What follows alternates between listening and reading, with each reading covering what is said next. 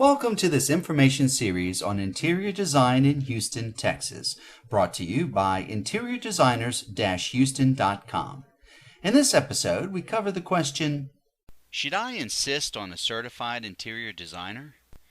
In understanding certification in the field of interior design, it is important to understand the current designer-decorator conflict. Historically, interior design grew out of interior decorating. Interior decorating is essentially home renovation that can be easily and quickly changed. These projects tend to have lower budgets and may include such things as kitchen cabinets, wallpapers, and furnishings, but for the most part they deal with surface items. This is in contrast to interior design, which includes everything in the field of interior decorating plus things that involve structural building. For this reason, becoming an interior designer requires more education. The sticking point is that people often refer to what is really interior decorating as interior design, while real designers insist on the distinction. This conflict led to designer certification and attempts at regulation. For the most part, the organization that does certification for interior designers is the National Council for Interior Design Qualification, or NCIDQ. This is a not-for-profit organization that oversees interior design in the U.S. and Canada. They offer a certificate in interior design upon successful completion of their professional examination, which covers issues that have to do with health, safety, and welfare. In order to sit for the exam, you must have enough education and work experience to be eligible.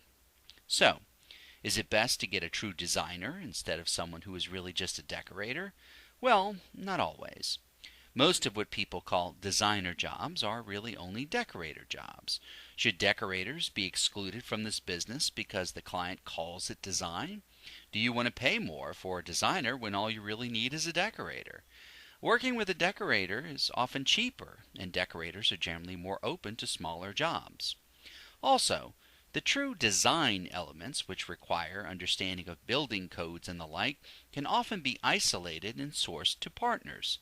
Most interior designers work with building architects or structural engineers to address such issues, and these consultants are generally stronger in structural elements than a typical interior designer anyway.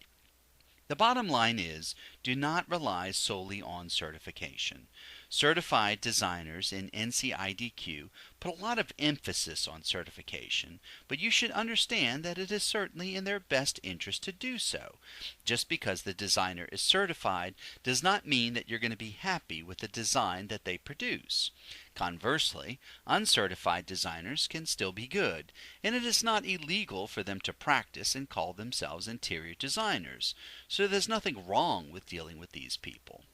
The one clear advantage in dealing with a certified designer instead of one that is not certified is that if something goes wrong, you may have more leverage with someone who is certified. If someone has invested the time, money, and effort to become certified, they'll want to stay in good terms with NCIDQ.